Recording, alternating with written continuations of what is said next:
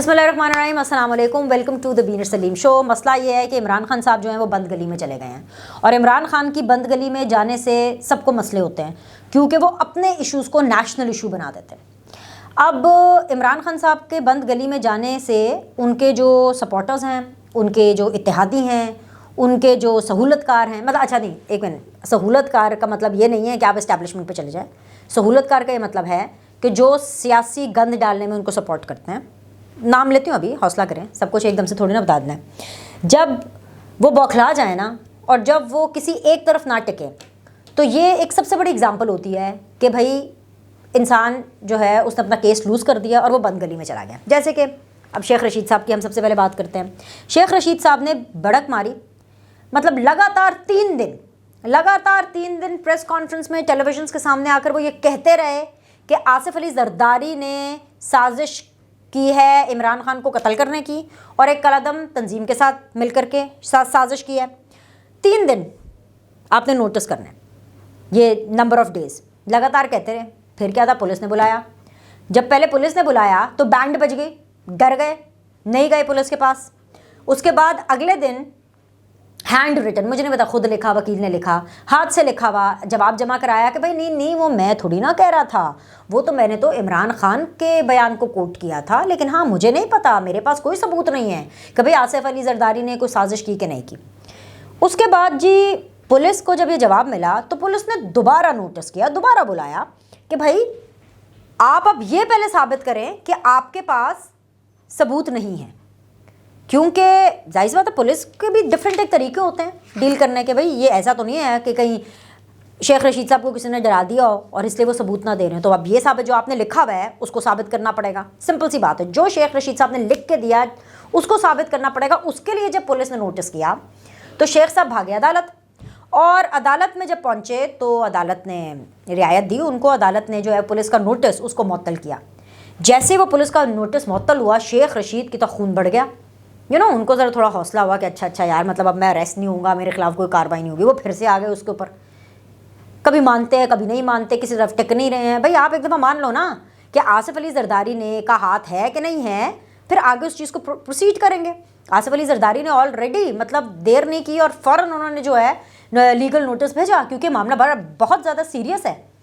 Imran Khan and company, इनको तो seriousness का पता ही नहीं होता ना। इनके लिए तो हर चीज़ एक मजाक है, हर चीज़ एक खेल है, हर चीज़ एक क्रिकेट का मैदान है। इमरान खान के लिए तो मुल्क भी क्रिकेट का मैदान है, जिसके अंदर जो है अंपायर्स भी अपने लगाओ, बैट्समैन भी अपना लाओ, बॉलर भी अपना लाओ, हर चीज़ जो है वो एक खेल है। सीरियसनेस तो कुछ है नहीं। तो ये बंद गली की तरफ ही इशारा करता है। पता ही नहीं अभी शेख रशीद साहब भी नहीं डिसाइड कर पा रहे हैं कहाँ जाना है कहाँ नहीं जाना। मतलब इन्होंने कौम को क्या समझा हुआ है भाई। फिर से मैं वो बात करूँगी तो फिर से मुझे जो है पीटीआई के जो लोग हैं वो गालियाँ देना शुरू कर देते हैं। क्या पूरी कौम को यूथिया समझा हुआ है इन्होंने, या शेख रशीद साहब ने पूरी कौम को ये समझा हुआ है कि जी वो इनके लाल हवेली में रहने वाले मकीन हैं? ऐसे थोड़ी ना होता है। अच्छा, शेख रशीद साहब की करतूतें मैंने आपको बता दी हैं। उसके बाद जी कार्रवाई ये हुई है कि परवेज़ इलाही साहब की तो दौड़े लग गई। अब इस हद तक ये लोग बैकफुट पर हैं और इस हद तक ये लोग बंद गली में हैं कि पुलिस छापे मार रही है गुजरात में। अच्छा, हंसने वाली बात है कि पुलिस जो है वो छापे मार रही है चौधरी वजाहत हुसैन साहब को पकड़ने के लिए, क्योंकि जाहिर सी बात है ऑडियो लीक्स का मामला था जो चौधरी शुजात साहब की हुई मूसा इलाही के साथ, जिसके अंदर वो जिक्र कर रहे हैं कि कैसे जो है वो एक सीनियर खातून को जो कि ओवर एज हैं, ओल्ड एज में हैं, उनको किस तरह से डराना है, हरास करना है, किस तरह से मुंह बंद करना है, किस तरह से चुकवाना है ताकि अपने नंबर पूरे किए जा सके। याद है ना वो ऑडियो लीक हुई थी। और फिर उससे पहले ही आपको वो वाक़या भी याद है जहाँ पर इधर गुजरात के अंदर ही एक हॉस्पिटल के नाम को लेकर के इनाग्रेशन और उसके जो इवेंट था उसके नाम को लेकर के कुछ तनाज़ा हो गया, और फिर वजाहत हुसैन साहब उसके अंदर किस तरह इन्वॉल्व हो गए, चौधरी वजाहत साहब इन्वॉल्व हो गए, क्योंकि जी जो मूसा इलाही साहब थे उनके गार्ड्स ने फायरिंग कर दी और फिर 2 ग्रुप्स के बीच के अंदर जो है वो फायरिंग का तबादला हुआ और फिर उस मामले को लेकर के एफआईआर भी कटी। जाहिर सी बात है। तो भाई पुलिस भी उनकी तलाश में, चौधरी वजाहत की तलाश में छापे मार रही है, दौड़े वहाँ पर परवेज़ इलाही साहब की लग रही हैं। मतलब आप ये देखें कितना उनको समझ नहीं आया। सुबह भी मैं देख रही थी हर चैनल के ऊपर बैठ करके बीपर दे रहे थे वो परवेज़ इलाही साहब, जो कि गिनती के इंटरव्यूज़ देते हैं। उनके इंटरव्यूज़ जो है वो मुन्नस इलाही साहब अप्रूव करते हैं। इस एंकर को देना है, इस टीवी को देना है, इस एंकर को नहीं देना, इस टीवी को नहीं देना। वो देख रही थी कि जी हर जगह पे बैठ करके बात करेंगे, देखिए जी मेरे घर पे छापा मार दिया, ठीक है। तो दौड़े लग गई परवेज़ लाई साहब की, लेकिन उनकी फिर ज़रा जान में जान आई, उनकी खलियाँ वालियाँ भी कुछ टूटी होंगी ये सोच करके, और ये पता जब उनको चला कि नहीं असल में छापे उनके लिए नहीं मारे जा रहे थे, अभी उनका नंबर नहीं आया, आने वाला है पर अभी उनका नंबर नहीं आया, अभी ये छापे किसी और के लिए मारे जा रहे थे। तो ये भी एक बंद गली में होने की और बौखलाहट की निशानी है कि समझ ही नहीं आ रही कि क्या करना है। सबसे पहले तो फवाद चौधरी साहब को मैं ये कहूँगी कि वो हिरासत से बाहर आ गए, वो जेल से बाहर आ गए, तो अच्छी खबर है उनके लिए। लेकिन हाँ, वो अलग बात है कि बाहर निकलते ही उन्होंने सबसे पहले जो हीरो एक नारा लगाया वो ये कहा कि मैं अपने बयान पे कायम हूँ, मैं डट कर खड़ा हूँ, जो मैंने कहा था मैं उसके ऊपर कायम हूँ। लेकिन वो अलग बात है कि अदालत को जा करके उन्होंने यही बोला था अदालत में कि भाई मैंने इसमें क्या करना, मैं कौन सी नई बात लेकर के आया, भाई मैंने तो वही करना है ना जो मुझे पार्टी पॉलिसी बताई जाएगी। तो ये भी बौखलाहट है, बंद गली में जाना है, ये भी अपने आप को ये शो कराना है कि पाकिस्तान तहरीक इंसाफ, उनके सपोर्टर्स, उनके इत्तेहादी बैकफुट पर हैं। इसीलिए तो कुछ पल्ले नहीं पड़ा उनके कुछ पल्ले नहीं पड़ा, वो कंफ्यूज्ड हैं, तो इसीलिए उनके फॉलोअर्स भी कंफ्यूज्ड हैं। इसलिए तो इमरान खान कंफ्यूज नजर आते हैं, एक ही तकरीर के अंदर 4-4 बातें करते रहते हैं, एक ही तकरीर में बोलते हैं कि भाई इस चीज़ का मैं जिम्मेदार नहीं हूँ, फैसले मैं करता हूँ, फिर कहते नहीं फैसले तो मैं नहीं करता, वो तो सारे फैसले जनरल बाजवा और जनरल फैज़ करते थे, ये तो सारे काम उनके थे। तो ये बैकफुट पर होना ही होता है। अच्छा जी, अब हम आ जाते हैं उस बात पर जो कि मैं आपसे करना चाह रही थी, और वो ये बात थी कि मरियम नवाज़ साहिबा का एक चैलेंज जो कि अभी अभी चीख कर सामने आया है, उभरा है, और वो सरफेस हुआ है, अंडरलाइन कहीं ना कहीं चल रहा था, और वो चैलेंज है कि अंकल्स जो हैं वो मरियम को लीडर मानने को तैयार क्यों नहीं है। अब ये टर्म अंकल्स है ना, इसके ऊपर किसी को माइंड नहीं करना चाहिए, क्योंकि ये टर्म पाकिस्तान की सियासत में तब आई थी जब बेनज़ीर भुट्टो साहिबा ने पाकिस्तान पीपल्स पार्टी को टेक ओवर किया था, और तब उनको सख्त फ़ैसले करने पड़े थे। जब हम बात करते हैं सख्त फ़ैसले, तो वो फ़ैसले ये थे कि भुट्टो साहब के साथ एक लेगेसी चल रही थी, भुट्टो साहब के साथ बहुत से ऐसे लोग थे जो कि उस टाइम पे पार्टी का हिस्सा थे, और फिर जब उसके बाद हमने देखा कि बेनज़ीर भुट्टो साहिबा ने पार्टी को टेक ओवर किया, तो इसलिए सख्त फ़ैसले करने पड़े, बिकॉज़ अंकल्स का, बेनज़ीर साहिबा के अंकल्स का एक अपना तरीका था, एक अपना मिजाज था काम करने का, कुछ एक्सपेक्टेशंस होती हैं कि क्योंकि हम भुट्टो साहब के साथ हैं या क्योंकि हम पार्टी के साथ पहले से हैं तो हमें ज़्यादा रिस्पॉन्सिबिलिटीज़ मिलेंगी, या हमारे ही कहे हुई बातों पर पार्टी चलेगी। लेकिन होता क्या है कि दौर बदलता है, बीच में जनरेशन तो चेंज होती है, दौर भी बदलता है, काम करने का तरीका भी बदलता है। ये पूरी कहानी, राम कहानी सुनाने का आपको मतलब ये है कि जो अंकल्स का जो ये फंडा है ना, इससे बेनज़ीर ने भी निपटा था।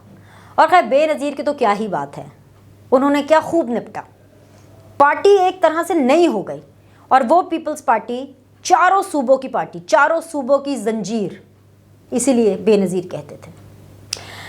अब ये जो अंकल्स की टर्म है ना, ये फिर से 2023 में उभर आई है, और इसलिए ज़्यादा उभरी है क्योंकि पहले बातें अंडर कवर हो रही थी, क्योंकि मरियम नवाज़ के पास ये ओहदा नहीं था, इस लेवल का ओहदा पावर के साथ नहीं था 2023 में। क्योंकि ये जो साल है 2023, ये मरियम नवाज़ के लिए एक नवीद लेकर के आया, जिम्मेदारी की, नई अपॉइंटमेंट की, नई असाइनमेंट की, तो इसलिए ये टर्म अब मरियम नवाज़ के लिए इस्तेमाल की जा रही है।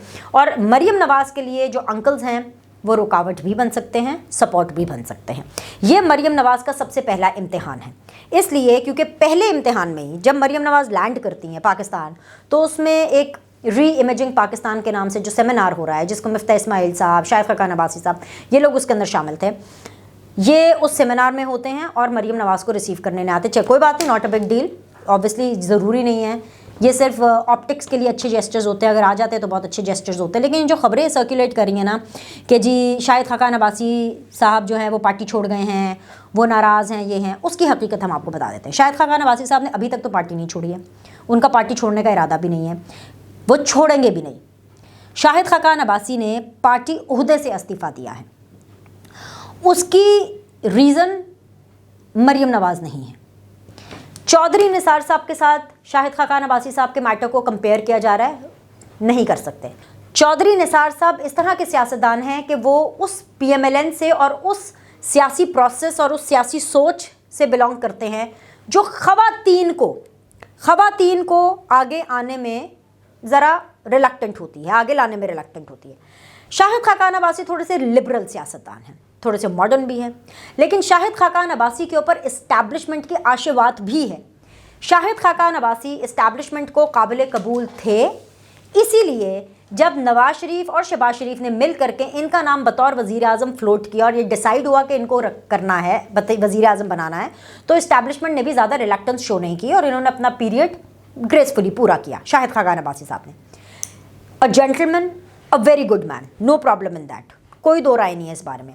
लेकिन क्या है कि इस मामले को पाकिस्तान के डायनामिक्स और सियासी डायनामिक्स में रह करके समझना होगा। शाहिद खाकान अब्बासी, मिफ्ता इस्माइल साहब, दानियाल चौधरी, दानियाल अजीज़, मरियम औरंगज़ेब, मोहम्मद ज़ुबैर, मुसद्दक मलिक, ये 7 लोग, ये वो लोग हैं जो कि एक ग्रुप है, इनकी आपस में भी बहुत अच्छी बनती है। और इन 7 लोगों में एक चीज़ बहुत ज़्यादा कॉमन है और वो ये है कि मरियम नवाज़ साहिबा ने हमेशा से इन 7 लोगों को प्रमोट किया है और इन 7 लोगों के बारे में हमेशा पार्टी के अंदर अपनी आवाज़ उठाई है। ये मैं आपको पर्सनली बता रही हूँ।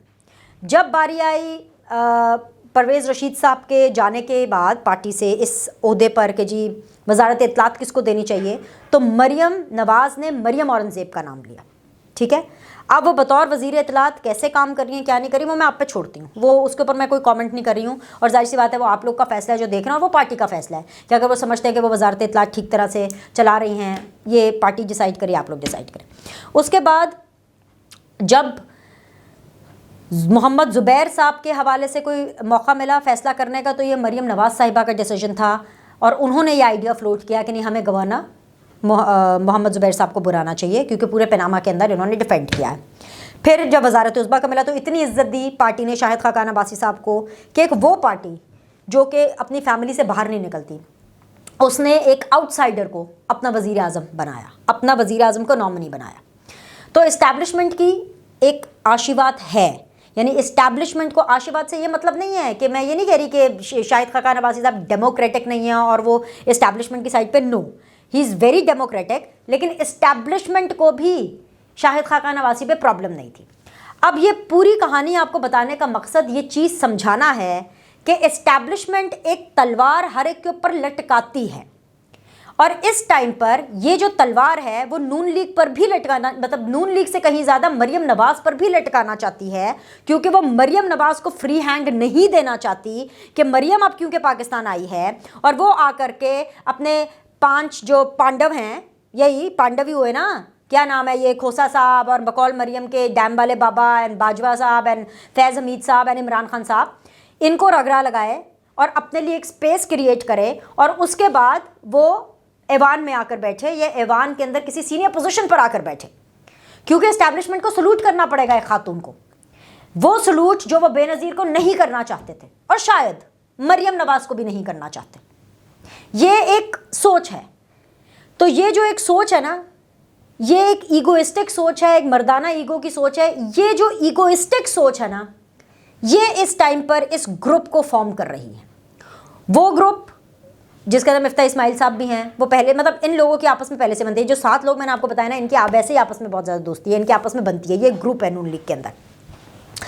और शाहिद खाकान अब्बासी साहब का मसला ये है कि मरियम नवाज़ की जगह इस टाइम पर जो भी कोई होता, कोई और भी अगर चीफ़ ऑर्गेनाइज़र होता, अगर नवाज शरीफ एंड शहबाज शरीफ के अलावा मरियम नवाज़ की जगह कोई भी होता, अगर हमजा शहबाज को भी बना देता था चीफ़ ऑर्गेनाइज़र, तो शाहिद खाकान अब्बासी साहब as a senior vice president resign करते, बिल्कुल वैसे जैसे उन्होंने अभी किया, क्योंकि मरियम नवाज़ ने उनके साथ ओहदा शेयर किया। PMLN की तारीख़ में पहली दफ़ा 2 सीनियर वाइस प्रेसिडेंट बने, उन जिनमें से एक खातून थी। ठीक है, सो बेसिकली एक ओहदा क्रिएट किया गया और इसलिए क्रिएट नहीं किया गया कि मरियम नवाज़ नवाज शरीफ की बेटी है, इसलिए क्रिएट किया गया क्योंकि मरियम नवाज़ ने यह ओहदा अर्न किया है। हर इलेक्शन की कैंपेनिंग मरियम नवाज़ कर रही है, हर इलेक्शन की कैंपेनिंग के अंदर मरियम नवाज़ को अकेला छोड़ दिया जाता है। वो पार्टी जिसको मरियम नवाज़ के लिए सहूलत क्रिएट करनी चाहिए, उन तमाम लोगों को, उन तमाम वुज़रा को, उन तमाम सीनियर अंकल्स को ये सहूलत क्रिएट करनी चाहिए कि भाई अगर मरियम नवाज़ का कहीं जलसा है तो वो हमें मीडिया को अकोमोडेट करें, एक्सेसिबल करें कि जी हमने किस तरह उसकी कवरेज करनी है। ये उल्टा सिर्फ और सिर्फ मरियम नवाज़ के सामने अपने नंबर बनाने के लिए, yes madam present, we are present, इनका ये वाला रोल होता है। आई नो बहुत से लोगों को बहुत बुरा लगेगा, लेकिन हम बात वो करेंगे जो सच की है। आई नो बहुत से लोगों को बुरा लगेगा, लेकिन ये वक्त आ गया है कि मरियम नवाज़ का ये जो पहला चैलेंज है, यही तो है उनका चैलेंज कि उनको इस सिचुएशन से कैसे निबड़ना है। शाहिद खाकान अब्बासी साहब को मनाने की हर मुमकिन कोशिश की जाएगी, क्योंकि शाहिद खाकान अब्बासी जब वजारत उज़्मा के स्टेटस पे पहुंचे, ठीक है, तो उसके बाद उनको वजीर बनना भी कम लग रहा था। ये बात उनकी बिल्कुल ठीक है कि उनको ओहदे की ज़रूरत नहीं है। बेजाहिर सी बात है, एक वो वजीर आज़म रहे हैं, अब वो शहबाज शरीफ के अंदर एक वजारत में आ जाए, उन्होंने कहा मैं वजारत भी नहीं लूँगा। अब जाहिर सी बात है वो एक मुल्क के वजीर आज़म रहे हैं, ऐसे में वो मरीम नवाज़ के लिए स्पेस कैसे क्रिएट कर दें, कैसे छोड़ दें। और इस्टेब्लिशमेंट को ये चीज़ सूट करती है, क्योंकि इस्टेब्लिशमेंट नहीं चाहती कि एक स्पेस खाली हो और मरीम नवाज़ उसको आ करके हाईजैक कर ले और हर जगह पर छा जाए और फिर इवेंचुअली वो ईवानों में पहुंच जाए। तो सिर्फ Shahid Khaqan Abbasi is not the only person. Shahid Khaqan Abbasi के अलावा भी बहुत से लोग हैं। मिफ्ता इस्माइल साहब ऑलरेडी उसमें शामिल हैं, ही टॉप्स द लिस्ट, क्योंकि उन्होंने ऑलरेडी वोकली आकर के ये बातें की हैं। इसके अलावा और भी बहुत से लोग हैं, सारा कुछ अभी इसी वीडियो में थोड़ी ना बताना है, आपको आहिस्ता आहिस्ता बता देंगे ना। आहिस्ता आहिस्ता ये चेहरे खुद ही आपके सामने जो हैं आ जाएंगे और हम भी आपको बताते रहेंगे। लेकिन अभी हम सिर्फ शाहिद खाकान अब्बासी सेंट्रिक इसको फोकस करना चाहते हैं। मैं आपको बता देती हूँ आगे क्या होने वाला है, गौर से सुनना है आपने। शाहिद खाकान अब्बासी साहब को और उनके रिजर्वेशंस को दूर करने की कोशिश हर मुमकिन हद तक की जाएगी। यहाँ तक कोशिश की जाएगी कि नवाज शरीफ भी उनसे बात करेंगे। मरीम नवाज़ को अगर चल के जाना पड़ा, मैं आपको बता रही हूँ, मरीम नवाज़ चल कर जाएंगी, खुद जाएंगी और शाहिद खाकान अब्बासी साहब को मनाएंगी। पर सवाल यह है कि क्या शाहिद खाकान अब्बासी मानेंगे? तो इसका जवाब है नहीं। वो पार्टी तो नहीं छोड़ेंगे, लेकिन पार्टी में रह करके मरीम नवाज के लिए एक स्ट्रॉन्ग सपोर्ट भी नहीं बनेंगे। वो चौधरी निसार तो नहीं बनेंगे, लेकिन वो वजीर आजम शाहिद खाकान अब्बासी जो थे वो भी नहीं बनेंगे। So this is very clear. अब इशू ये है कि सियासत तोड़ने का नहीं, जोड़ने का नाम है। अच्छी बात है, जोड़ना चाहिए, लोगों को साथ लेकर चलना चाहिए। लेकिन अगर कोई शख्स साथ चलने के लिए तैयार ही नहीं है, तो ये है चैलेंज। ये चैलेंज है मरीम नवाज के लिए कि इनके ऊपर वो कैसे पूरा उतरती हैं, और ये एक बहुत बड़ा चैलेंज होगा। शाहिद खाकान अब्बासी साहब को मनाना, वापस ओहदे लेने के लिए, वापस पार्टी में करने के लिए, ये बहुत मुश्किल होगा। लेकिन इसका एक छोटा सा तरीका है, एक छोटा सा एक सजेशन है। अगर मेरी ये पहुंच रही है बात उन अवानों तक, नून लीग तक, मरीम नवाज़ तक अगर ये बात पहुंच रही है, नवाज शरीफ तक पहुंच रही है, या इस प्लेटफॉर्म के ज़रिए, सबसे बेहतरीन तरीका ये है कि तमाम जो अंकल्स हैं, जब मरीम आती हैं उनके सर पर प्यार देते हैं। अच्छी बात है, बहुत अच्छा जेस्चर है, बिल्कुल देना चाहिए। लेकिन ये याद रखना चाहिए कि मरीम नवाज़ अब पार्टी की सीनियर वाइस प्रेसिडेंट है और पार्टी की चीफ ऑर्गेनाइज़र हैं। एक तो उनको वो रिस्पेक्ट और वो प्रोटोकॉल बिल्कुल देना चाहिए, उनके लिए सहूलत कारी करनी चाहिए। ये नहीं कि सिर्फ अपने नंबर टांकने हैं हर इवेंट के ऊपर, फैसिलिटेट करना।